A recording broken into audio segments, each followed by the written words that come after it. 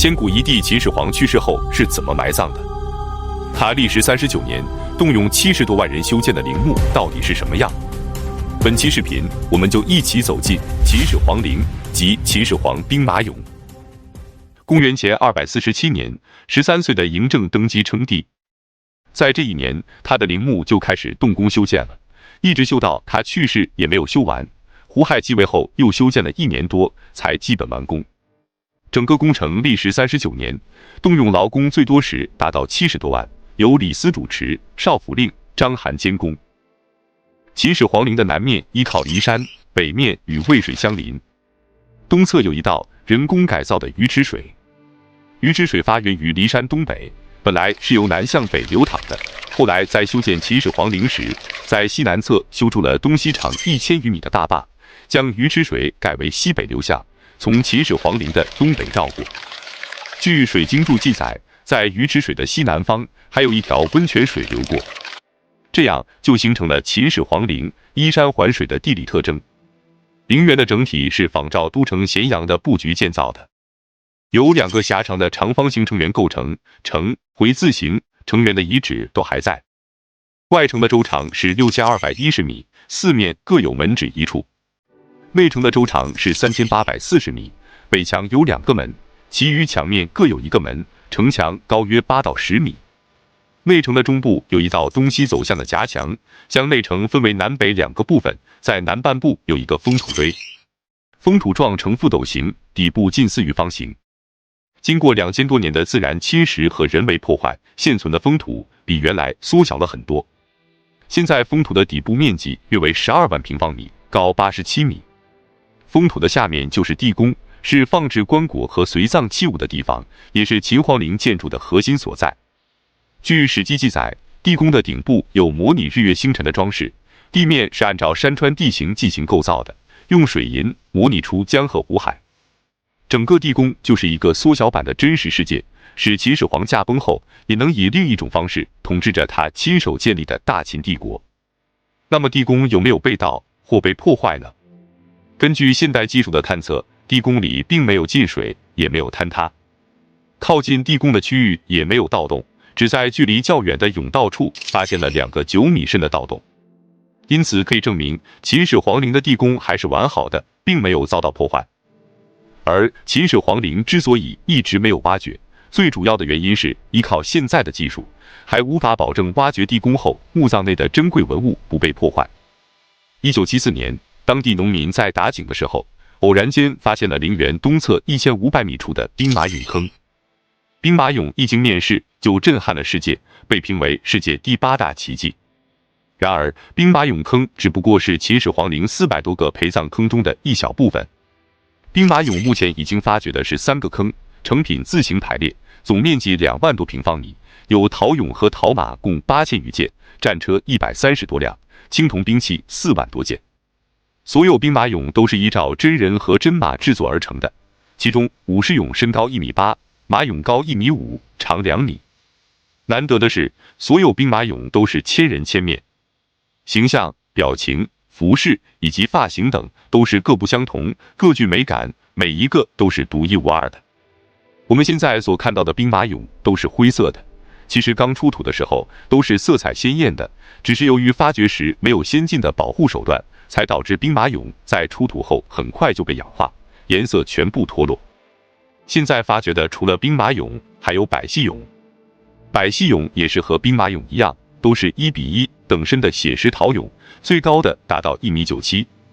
每一个陶俑的肌肉线条、手指、脚趾以及姿态都非常自然和灵动。除了陶制的俑，还发掘了46个青铜水禽，每个水禽的身上都有彩绘，分别是天鹅、仙鹤和鸿雁3大类，每一个都各具特色，栩栩如生。在封土西侧出土的2辆铜车马，更是包含了太多的未知黑科技。铜车马通体彩绘，所用的颜色以蓝、绿、白3色为主。制作所用的锡青铜是根据铸件的不同使用性能，采用了不同的合金比例，可见在当时就已经将合金技术运用如此娴熟了。铜车马是按照1:2等比例缩小的，如此精确的等比例缩小技术，比等身的技术难度要更大。铜车马是由3500余个零部件组装而成的，分别用铸造、镶嵌、焊接、子母扣、活绞等多种工艺进行组装，甚至有些链接工艺和现代的技术原理是一样的。例如，马嘴上的锁链就和我们今天表带的衔接原理类似。马头上的项圈是由82个小金块和78个小银块焊接而成的，金的熔点是1064摄氏度，银的熔点是960摄氏度。不知道当时的人是怎么进行熔炼的，而且用显微镜观察发现，金和银之间的焊点只有头发丝那么细。还有马的璎珞、骑手身上衣服的褶皱，这些技术很难想象是2000多年前的人制作出来的。铜车马的伞盖是一体成型的，直径达1.2米，而厚度仅有1到4毫米。可见秦朝人的工艺技术已经达到了怎样的高度。除了已经发掘的兵马俑陪葬坑之外，未发掘的还有大大小小400多个陪葬坑。另外还有刑徒墓地、珍奇异兽、石料加工遗址以及地上建筑群遗址等。秦始皇陵是世界上规模最大、结构最奇特、内涵最丰富的帝王陵墓之一。它充分表现了2000多年前中国古代劳动人民的艺术才能，是中华民族的骄傲和宝贵财富。本期视频就到这里，感谢观看，下期再见。从远古时期一直到秦灭六国，长江以南的沿海地区都属于百越之地。这里所居住的原住民部落被先秦的中原人称之为越人，因为越与越通用，所以也被称为越人。因为其支系部落众多，所以统称为百越。本期视频我们就一起走进秦始皇统一全国之南征百越。百越部落大体可分为欧越、闽越、南越、西欧、洛越等几个部分。其中，欧越部落居住在今天浙江南部的瓯江流域，以温州一带为中心。闽越部落的势力范围以今天福建的福州为中心。南越部落则分布于今天广东的南部、北部和西部地区。西欧部落分布于今天的广西一带。洛越部落分布于广西南部和越南北部。百越部落所居住的地区气候温和，雨水充沛，物产丰富，幅员辽阔，但由于被山川五岭所阻隔，远离中原。秦灭六国之后，秦王嬴政就把百越之地作为统一的目标。公元前219年，秦王任命屠睢为主将，赵佗为副将，率军50万征讨百越。针对百越地区各部落居住分散的特点，秦军采取多路分兵进军，遇有大敌，再合兵攻击的战略方针。于是秦军兵分5路进攻百越。第一路从今天的江西向东进发，攻取欧越和闽越。第二路从今天的南昌出发，越过大庾岭进入广东北部。第三路从今天的长沙出发，越过祁田岭直抵番禺。第四路从蒙主岭进入今天的贺县。第五路越过越城岭进入今天的桂林。其中第一路秦军进展非常顺利，在当年就攻下并平定了欧越和闽越地区，并在此设置了闽中郡。而其他4路秦军则遇到了非常大的困难。尽管百越地区的土著人数少，武器落后，但抵抗意志却非常高，致使战争非常的激烈。到公元前218年，秦军进攻缓慢且死伤巨大，主将屠睢变得情绪暴躁，开始滥杀无辜，更加导致当地人的极大愤慨和奋起反抗。秦军进攻百越的4路大军共有40万人，虽然在兵力上占有绝对优势，但是战争的过程却令秦军感到了前所未有的压力。尽管在战前，秦军就考虑到了粮道的问题，也意识到南方的炎热气候对于北方秦军会不适应，但秦军到了岭南后才发现，战场环境的恶劣以及百越军的顽强还是超乎想象。据史书记载，以西欧部落为主力的百越军抵抗异常顽强。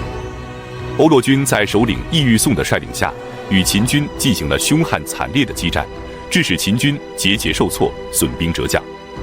义豫宋战死后，他们马上又选出新的首领桀郡，随后全线退入山地丛林，与秦军继续作战。欧洛军甚至不惜隐匿深山，与野兽为伍，也不投降秦军，并且还不断地对秦军进行偷袭，切断秦军粮道。秦军的主将屠睢向秦王汇报，秦军粮道被切断，粮草供应出现了很大的问题。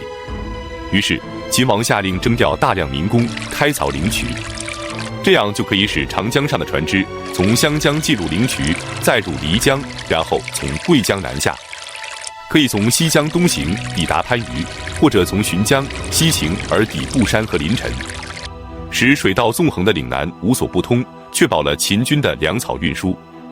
这不仅是当时军事上的一项重大战略措施，同时也加强了岭南与内地的联系，打破了岭南与岭北的闭塞局面，为今后促进岭南的开发起到了极其重要的作用。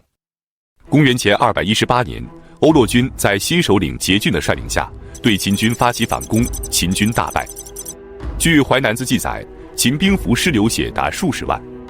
秦军主将屠睢也在今天广西中部一带，在一次西欧军的夜袭中战死。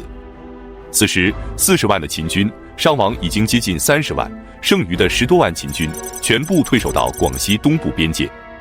欧洛军的伤亡也同样十分惨重，也没有力量继续发动进攻，双方形成了对峙局面，而这一对峙就是3-4年。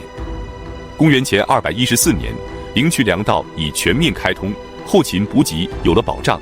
秦王再次召集10万兵力与百越剩余的秦军会合，任命任嚣为主将，赵佗为副将，再次进军百越。这次进攻，秦王征集曾经逃亡在外的犯人、入赘到戚家的男子以及商人，随军出征。秦军每占领一个地区，便将部分移民留驻于此，这不仅使秦军有了较为稳定的后方，同时也使秦军在伤亡后有人力得以补充，而且大批的商人在岭南经营，也为军队的粮饷补给创造了条件。在此条件下，秦军凭借着丰厚的粮草和精良的武器，在百越战场上开始了大规模的征伐。大军所到之处，兵锋凌厉，势如破竹，迅速地击溃了西欧部落的反抗力量，占领了今天广西等地的西欧部落。随后，任嚣和赵佗又挥戈南下，乘胜追击，一举击溃了洛越部落，占领了今天越南中部和北部的洛越地区。至此，秦王朝从公元前219年发动的南征百越战争，终于在公元前214年以秦军彻底征服百越部落的胜利而宣告结束。秦军占领岭南后，再次设立了桂林郡、象郡和南海郡，并在此建立郡县制，有组织地从中原大量地向岭南移民。至此，百越之地第一次纳入了秦王朝的版图，使其正式成为了汉民族大家庭的一员。南征百越也是秦始皇统一全国的重要组成部分，奠定了中国统一多民族国家的基本格局。本期视频就到这里，感谢观看，下期再见。